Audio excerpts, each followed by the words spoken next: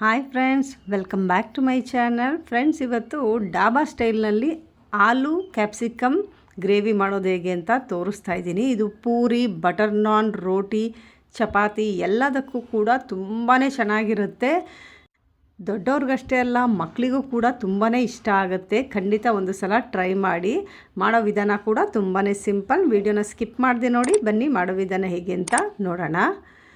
ಆಲೂ capsicum gravy ಮಾಡೋದಕ್ಕೆ ಮೊದಲಿಗೆ ಒಂದು ಪ್ಯಾನನ್ನು ಬಿಸಿ ಆಗೋದಕ್ಕೆ ಇಟ್ಕೊಂಡಿದ್ದೀನಿ. ನಂತರ ಅರ್ಧ ಟೀ ಸ್ಪೂನಷ್ಟು ಸೋಂಪು ಕಾಳನ್ನು ಹಾಕಿ ಲೋ ಫ್ಲೇಮಲ್ಲಿ ಘಮ ಬರೋವರೆಗೂ ಸ್ವಲ್ಪ ಹುರ್ಕೋಬೇಕು. ನಂತರ ಅರ್ಧ ಟೀ ಸ್ಪೂನಷ್ಟು ಜೀರಿಗೆಯನ್ನು ಕೂಡ ಹಾಕ್ಕೊಳ್ತಾ ಇದ್ದೀನಿ. ಜೀರಿಗೆ ಸೋಂಪನ್ನು ಒಟ್ಟಿಗೆ ಹಾಕ್ಕೊಂಡ್ರೆ ಜೀರಿಗೆ ಓವರ್ ರೋಸ್ಟ್ ಆಗಿಬಿಡುತ್ತೆ. ಆದ್ದರಿಂದ ಅದನ್ನು ಸ್ವಲ್ಪ ರೋಸ್ಟ್ ಆದ ನಂತರನೇ ಜೀರಿಗೆಯನ್ನು ಹಾಕ್ಕೋಬೇಕು. ಅದನ್ನು ಕೂಡ ಒಂದು 10-12 ಸೆಕೆಂಡ್ಗಳ ಕಾಲ ಫ್ರೈ ಮಾಡಿಕೊಂಡ್ರೆ ಸಾಕಾಗುತ್ತೆ. ನಂತರ 7-8 ಕಾಳು ಮೆಣಸನ್ನು ಹಾಕ್ಕೊಳ್ತಾ ಇದ್ದೀನಿ. ಇದನ್ನು ಸ್ವಲ್ಪ ಬೆಚ್ಚಗೆ ಮಾಡಿಕೊಂಡ್ರೆ ಸಾಕು. ನಂತರ ಒಂದು ಸ್ವಲ್ಪ ಚಕ್ಕೆ, ಒಂದೇ ಒಂದು ಲವಂಗವನ್ನು ಹಾಕ್ಕೊಳ್ತಾ ಇದ್ದೀನಿ. ಅದನ್ನು ಕೂಡ ಸ್ವಲ್ಪ ಬೆಚ್ಚಗೆ ಮಾಡ್ಕೊಳ್ಳೋಣ. ಎಲ್ಲ ಈಗ ಫ್ರೈ ಆಗಿದೆ. ಫ್ರೈ ಆದ ನಂತರ ಇದನ್ನೆಲ್ಲ ತೆಗೆದು ಒಂದು ಮಿಕ್ಸಿ ಜಾರ್ಗೆ ಹಾಕ್ಕೊಳ್ಳೋಣ. ನಂತರ 1 ಟೇಬಲ್ ಸ್ಪೂನಷ್ಟು ಕಡಲೆಬೀಜ, ಹಾಗೆ 6-7 ಗೋಡಂಬಿಯನ್ನು ಕೂಡ ಹಾಕ್ಕೋತಾ ಇದ್ದೀನಿ. ಗೋಡಂಬಿ ಮತ್ತು ಕಡಲೆಬೀಜ ಹಾಕೋದ್ರಿಂದ ಗ್ರೇವಿಗೆ ಒಳ್ಳೆ ಟೇಸ್ಟ್ ಕೊಡುತ್ತೆ. ಇದನ್ನು ಕೂಡ ಚೆನ್ನಾಗಿ ಹುರ್ಕೊಳ್ಳೋಣ. ಹುರ್ಕೊಂಡ ನಂತರ ಎಲ್ಲವನ್ನು ಮಿಕ್ಸಿ ಜಾರ್ಗೆ ಹಾಕಿ ನುಣ್ಣಗೆ ಪುಡಿ ಮಾಡ್ಕೋಬೇಕು. ಈ ರೀತಿ ನುಣ್ಣಗೆ ಪುಡಿ ಮಾಡಿ ಒಂದು ಕಡೆ ತೆಗೆದಿಟ್ಕೊಳ್ಳೋಣ. ನಂತರ ಇವಾಗ ಅದೇ ಪ್ಯಾನ್ಗೆ 2 ಟೇಬಲ್ ಸ್ಪೂನಷ್ಟು ಎಣ್ಣೆಯನ್ನು ಹಾಕ್ಕೊಳ್ತಾ ಇದ್ದೀನಿ. ನೀವು ಇದಕ್ಕೆ ಬಟರ್ ಕೂಡ ಯೂಸ್ ಮಾಡ್ಬೋದು ಅಥವಾ ತುಪ್ಪ ಕೂಡ ಯೂಸ್ ಮಾಡ್ಬೋದು. ನಂತರ ಸ್ವಲ್ಪ ಕರಿಬೇವಿನ ಎಲೆಗಳನ್ನ ಹಾಕ್ಕೊಂಡಿದ್ದೀನಿ. ಹಾಗೆ ಒಂದು ದಪ್ಪ ಗಾತ್ರದ ಈರುಳ್ಳಿಯನ್ನು ಚಿಕ್ಕದಾಗಿ ಕಟ್ ಮಾಡಿಬಿಟ್ಟು ಹಾಕ್ಕೊಂಡಿದ್ದೀನಿ.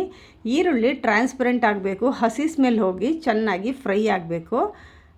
ಈರುಳ್ಳಿ ಚೆನ್ನಾಗಿ ಫ್ರೈ ಆದ ನಂತರ ಒಂದು ಹಸಿಮೆಣಸಿನಕಾಯನ್ನು ಉದ್ದಕ್ಕೆ ಕಟ್ ಮಾಡಿಬಿಟ್ಟು ಹಾಕ್ಕೊಳ್ತಾ ಇದ್ದೀನಿ. ಖಾರ ಜಾಸ್ತಿ ಇಷ್ಟಪಡೋರು 2-3 ಹಸಿಮೆಣಸಿನ್ಕಾಯನ್ನು ಹಾಕ್ಕೋಬೋದು. ಹಸಿಮೆಣಸಿನ್ಕಾಯಿನ ಈ ಸ್ಟೇಜಲ್ಲೇ ಹಾಕ್ಕೋಬೇಕಾಗತ್ತೆ. ಇದನ್ನು ಹಾಕೋದ್ರಿಂದ ಒಳ್ಳೆ ಟೇಸ್ಟ್ ಕೊಡುತ್ತೆ. ಹಸಿಮೆಣಸಿನ್ಕಾಯನ್ನು ಕೂಡ ಇವಾಗ ಚೆನ್ನಾಗಿ ಫ್ರೈ ಮಾಡ್ಕೊಳ್ಳೋಣ.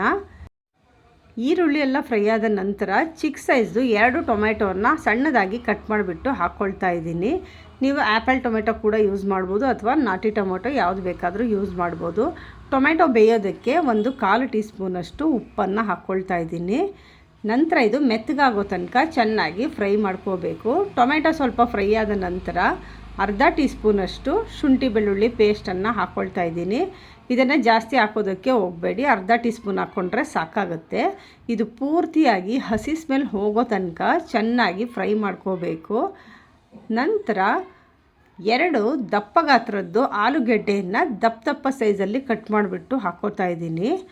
ಆಲೂಗೆಡ್ಡೆಯನ್ನು 3-4 ನಿಮಿಷ ಚೆನ್ನಾಗಿ ಫ್ರೈ ಮಾಡ್ಕೋಬೇಕು. ಆಲೂಗೆಡ್ಡೆ ಸ್ವಲ್ಪ ಫ್ರೈ ಆದ ನಂತರ 1/4 ಟೀ ಸ್ಪೂನಷ್ಟು ಅರಿಶಿಣ, ಹಾಗೆ 1 ಟೀ ಸ್ಪೂನಷ್ಟು ರೆಡ್ ಚಿಲ್ಲಿ ಪೌಡರ್ನ ಹಾಕ್ಕೊಳ್ತಾ ಇದ್ದೀನಿ. ನೀವು ಖಾರ ಜಾಸ್ತಿ ಇಷ್ಟಪಡೋರಾದರೆ ಇನ್ನೂ ಅರ್ಧ ಟೀ ಸ್ಪೂನ್ ಹಾಕ್ಕೋಬೋದು. ಮಸಾಲ ಹಸಿ ಸ್ಮೆಲ್ ಹೋಗೋ ತನಕ ಒಂದು 5-6 ಸೆಕೆಂಡು ಚೆನ್ನಾಗಿ ಫ್ರೈ ಮಾಡ್ಕೊಳ್ಳೋಣ.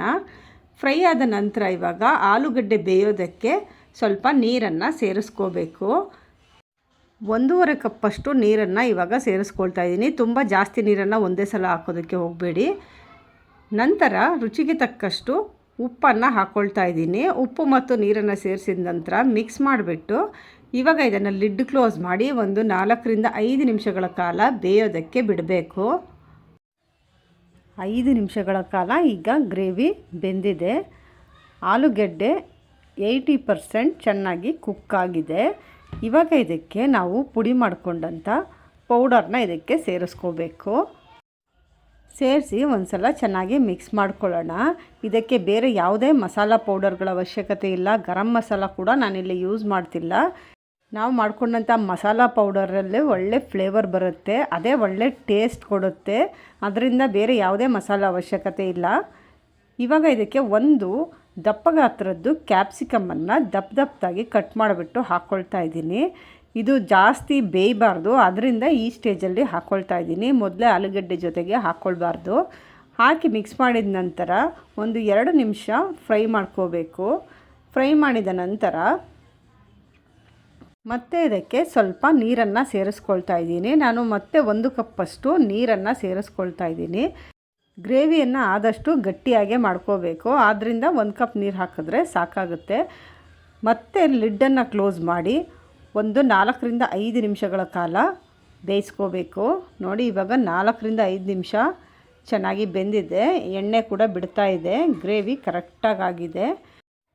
ಇವಾಗ ಇದಕ್ಕೆ 1 ಟೇಬಲ್ ಸ್ಪೂನಷ್ಟು ಕಸೂರಿ ಮೇಥಿಯನ್ನು ಹಾಕ್ಕೊಳ್ತಾ ಇದ್ದೀನಿ. ಕಸೂರಿ ಮೇಥಿ ಹಾಕೋದ್ರಿಂದ ಒಳ್ಳೆ ಫ್ಲೇವರ್ ಕೊಡುತ್ತೆ. ಆನಂತರ ಕೊತ್ತಂಬರಿ ಸೊಪ್ಪನ್ನು ಸಣ್ಣದಾಗಿ ಕಟ್ ಮಾಡಿಬಿಟ್ಟು ಹಾಕ್ಕೊಳ್ತಾ ಇದ್ದೀನಿ.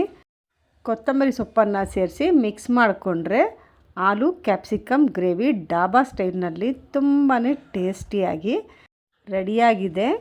ಇವಾಗ ಫ್ಲೇಮನ್ನು ಆಫ್ ಮಾಡಿಬಿಟ್ಟು ಆಲೂ ಕ್ಯಾಪ್ಸಿಕಮ್ ಗ್ರೇವಿಯನ್ನು ಒಂದು ಸರ್ವಿಂಗ್ ಬೌಲಿಗೆ ಹಾಕ್ಕೊಳ್ಳೋಣ. ನಾನು ಇದಕ್ಕೆ ಪೂರಿಯನ್ನು ಮಾಡ್ಕೊಂಡಿದ್ದೀನಿ. ಇದನ್ನು ಬಟರ್ ನಾನ್, ರೋಟಿ, ಕುಲ್ಚಾ ಯಾವುದ್ರ ಜೊತೆಗೆ ಬೇಕಾದರೂ ತುಂಬಾ ಚೆನ್ನಾಗಿರುತ್ತೆ. ಗ್ರೇವಿ ಹೇಗಿದೆ ಅಂತ ಟೇಸ್ಟ್ ಮಾಡಿ ನೋಡೋಣ. ತುಂಬ ಅಂದರೆ ತುಂಬಾ ಟೇಸ್ಟಿಯಾಗಿ ಬಂದಿದೆ.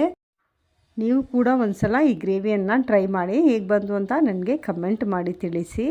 ಈ ರೆಸಿಪಿ ನಿಮಗೆ ಇಷ್ಟ ಆಗಿದರೆ ಲೈಕ್ ಮಾಡಿ, ಶೇರ್ ಮಾಡಿ, ಸಬ್ಸ್ಕ್ರೈಬ್ ಮಾಡಿಲ್ಲ ಅಂದರೆ ಸಬ್ಸ್ಕ್ರೈಬ್ ಮಾಡಿ, ಬೆಲ್ ಐಕಾನ್ ಟಚ್ ಮಾಡಿ. ಇಷ್ಟೊತ್ತು ವಿಡಿಯೋ ನೋಡಿದ್ದಕ್ಕೆ ಧನ್ಯವಾದಗಳು. ಮತ್ತೊಂದು ಹೊಸ ರೆಸಿಪಿ ಜೊತೆ ಮತ್ತೆ ಭೇಟಿ ಮಾಡೋಣ. ಅಲ್ಲಿವರೆಗೂ ಟೇಕ್ ಕೇರ್, ಬಾಯ್ ಬಾಯ್.